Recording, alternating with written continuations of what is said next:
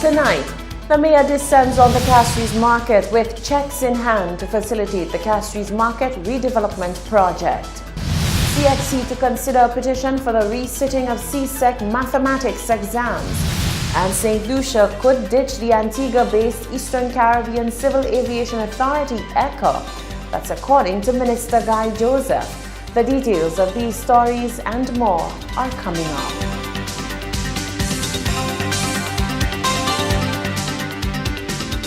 This is the Hot 7 Nightly News with Lovelace and Amy Joseph. Good night. It is Tuesday, the 21st of May, 2019. Welcome to the Hot 7 TV Nightly News. We're on Flow, Channel 117, also being simulcast on Kiss FM Radio 105.5 and 105.9, on our website www.caribbeanhottv.com, and of course on our free Caribbean Hot FM mobile app. I'm Lovely St. Amy Joseph. Thank you for joining us. Castries Mayor Peterson Francis made a grand entrance to the Castries market on Tuesday with checks in hand for vendors.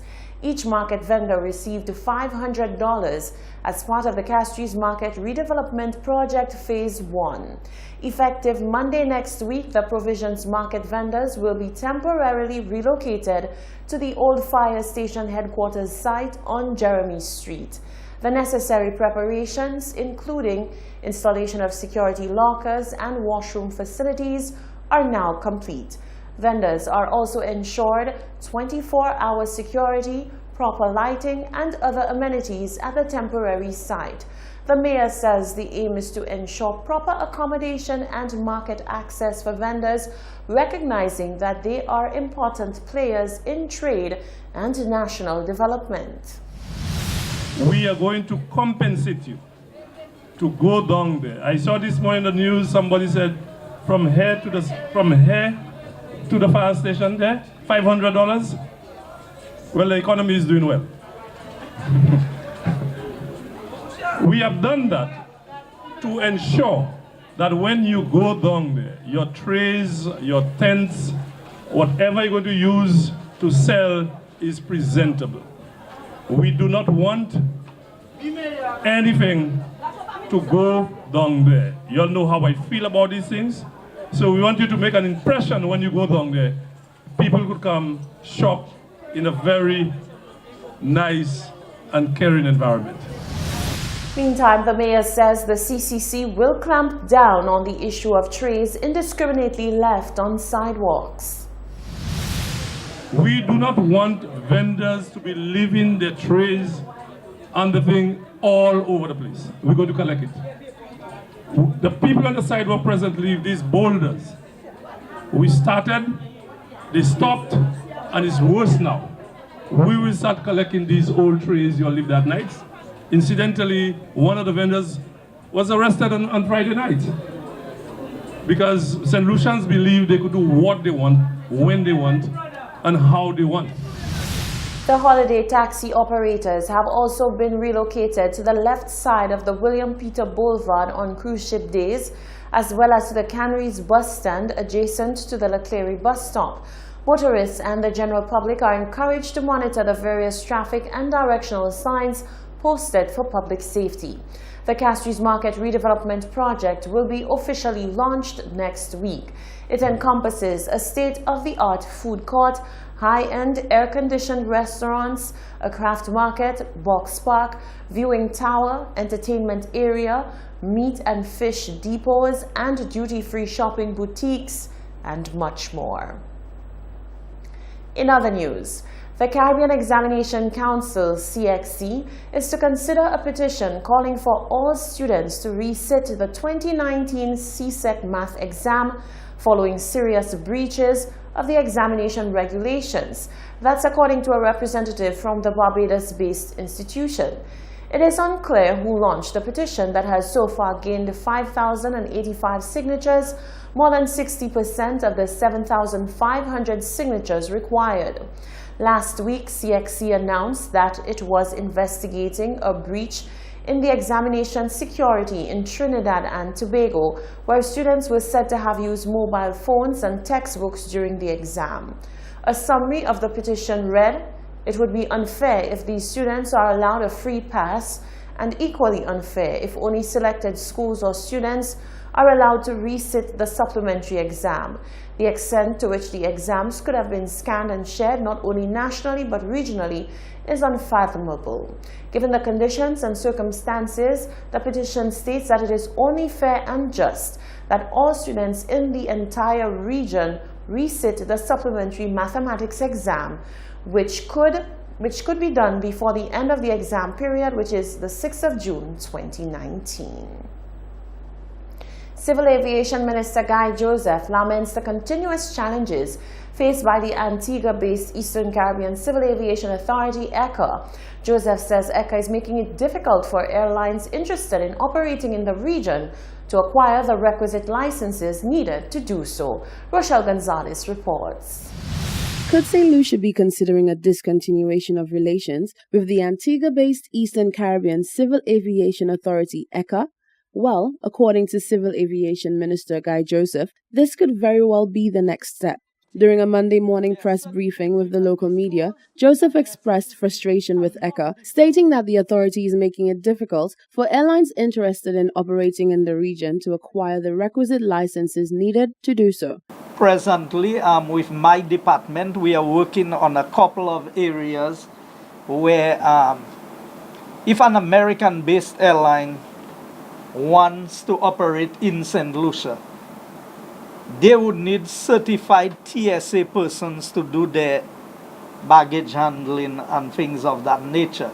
And that's one of the problems we have at the George Charles Airport, where we at the Civil Aviation Department, we are trying to rectify this matter, because there are a couple of airlines, and there's one airline that was already providing service to St. Croix and these places, that because of the challenges they were facing had ceased operations but have recommenced operations, and we are also in discussions with them to get a 40-seater to run at least between St. Lucia all the way up to Jamaica. Joseph said discussions have taken place and it has been determined that St. Lucia will sever ties with the organization if matters are not rectified. We have not ruled this off the table completely, but we are working as best as we can with ECA to resolve this matter. And I can tell you that when I see other islands having 4 airlines with licenses on some occasions, and St. Lucia has so much difficulty, there are all kinds of issues being raised to get a license to operate an airline from St. Lucia. And we do not intend to continue to be held hostage at that level.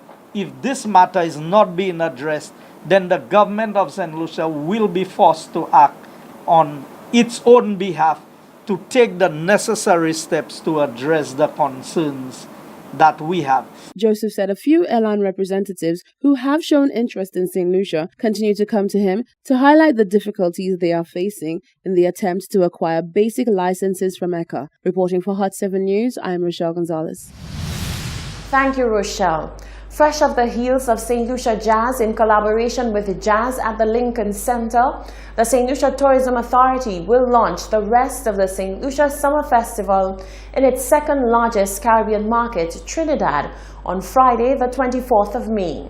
With the Caribbean being a primary source market in keeping with the SLTA's Carication strategy, which is laser-focused on the region, the campaign will thereafter continue in other islands. SLTA Marketing Manager for the Caribbean and Events, Christopher Gustave, says SLTA aims to increase the number of visitors who get the opportunity to experience St. Lucia.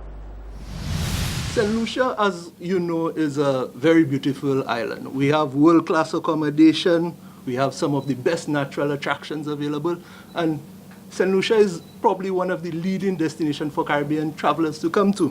However, we have an opportunity to build on our very vibrant nightlife and our events. As you know, the Dennery segment is really building momentum in the Caribbean and around the world. So we're trying to build on that to ensure that once people come to St. Lucia, they know they could also have a nice holiday, but also have a very good time in terms of entertainment.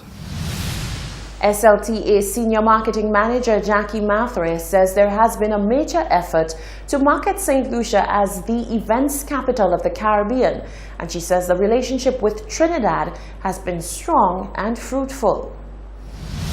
The summer is coming off, fresh off the Jazz Festival, which was a reworked festival. We're going now into the Carnival, the Roots and Soul, the Mercury Fest that are coming up. And we have so many exciting things. And people are really looking for a reason to come to St. Lucia, and we're about to show them why they should come. This year, we're really fortunate on Friday. We're going to be going down. We're having a strong representation from some of our acts from St. Lucia. So a number of the Carnival bands have reached out to us. We're trying to work a lot closer with the organizations that are putting on Carnival in St. Lucia, the CDF, the different bands, to really show the best of St. Lucia. And it's going to be with a lot of delight. We're going into Trinidad to show how our carnival is going to be something really extraordinary. Some of St. Lucia's carnival bands and properties have seized the opportunity to showcase their offerings to the Trinidad and Tobago public. The Castries mayor says whilst litter in Castries and in St. Lucia overall is a big problem, calls for reintroducing litter wardens is not the answer. He says the lack of national pride is the main culprit, and this essentially is the cause of numerous unsightly habits, including littering. A worsening litter situation on island has resulted in calls being made by members of the public for swift action to be taken to fix the matter, including the reintroduction of the litter warden program, which was disbanded several years ago. However, the mayor of Castries, Peterson Francis, told Hot 7 News that the issue of littering, as bad as it is only a small portion of an even bigger problem, the lack of national pride. The mayor chuckled at the idea of the reintroduction of the program, as he said this move will only set a course for a troublesome precedent. We are soon reaching the stage that everything that we have to do, we have to get a particular set of people to do it. Now, the reason I'm saying this, why should we have a particular or designated team to look at littering and call them litter wardens? So the job is to look at things. I mean, that can't be. We have the laws over there, and we have a city police, and we have the force. The laws are there. You don't need a particular unit to go and see, to just police to rubbish. So just now we'll go have people, a unit just to police dogs on the road. Then we're going to have a special unit to police vagrants on the road. Because we are soon coming to the stage where you find everything, individual thing we have to get an individual person or individual group to do it. Meanwhile, he said there are already agencies in place to tackle the problem. The mayor said the city police can do their part in making sure persons uphold the garbage laws, as well as other laws that contribute to national pride. Our city police, right, as I've said, I mean, while a lot of people, we are complimenting them, and I must compliment them for the work we have been so far, but I'm still not satisfied. The same we talk about urinating, littering is also against the law. So these are things we have to incorporate, and these are the things that we'll be cracking down on. Litter, urinating, doing, right, one of the things of it, walking the road bareback, walking the road, you don't know which one is pants, which one is underwear. You understand? No, we have to have a sort of pride in this country. I mean, we look at overseas, we look at things on television, and we just feel it's right. This is not right for a man. Just, I mean, your pants is halfway down your knee, and then everybody see your underwear. Where are we going to? Mayor Francis said the holistic approach is needed to solve the problem. On the other hand, he said litterbugs need to treat the environment as they do their personal space. We have to look at in its entirety. Okay, we have the situation where this litter themselves is not being picked up on time, on a timely basis. So we have that. So it's spread around the place and everything. We have dogs, we have vagrants, we have all these people in it. Now we have another setup. I think that right now the rats are more destructive than the two-legged people that we have. I have a message to them because what will be happening is that whether it's regular police, whether it's city police and so on, that when they're arrested and they're paid, at least they'll be contributing to the wages of these people. So what I'm saying is that we have to take pride in ourselves. Because it's the same people that you see that come into town and do these things indiscriminately. You can't pass by their home and do anything, you know. You can't pass by the home and see anything that's unsightly, you know. They make sure these things don't happen. But as far as they're concerned, and I suppose, you know, in a way, you can't blame them, because what is happening to them? Nothing. The mayor said as long as he is the mayor of Castries, he is not going to tolerate this sort of behavior. He said he knows that he will have a fight on his hands, but he is willing to give it his all and fight on. Reporting for Hot 7 News, I'm Rochelle Gonzalez. Thank you, Rochelle. The Ministry of Education, Innovation, Gender Relations and Sustainable Development is continuing to promote the use of positive discipline strategies in schools 3 weeks after implementing a ban on corporal punishment within the entire school system in St. Lucia. Over the last few years, the Ministry of Education has taken action in an attempt to increase the use of positive discipline strategies in schools through the framework of the Child-Friendly Schools Initiative. From 2014 to 2019, school principals as well as education officials on island had some degree of exposure to positive discipline through sensitization exercises on the subject. Positive behavior management training was held for all district counselors and school counselors. This better enabled them to provide support to teachers and principals in addressing discipline issues by implementing positive behavior support programs. School security personnel who recently undertook training through the Royal St. Lucia Police Force on improving the strategies to secure school compounds also received training in dealing with bad behavior from students. Bus drivers were also sensitized through 2 sessions conducted on positive discipline. Education officials say in order for discipline to be maintained, all stakeholders must play a part in implementing and supporting strategies which promote a positive school climate. This is the Hot 7 Nightly News. Stay with us. There's more news coming up after the break.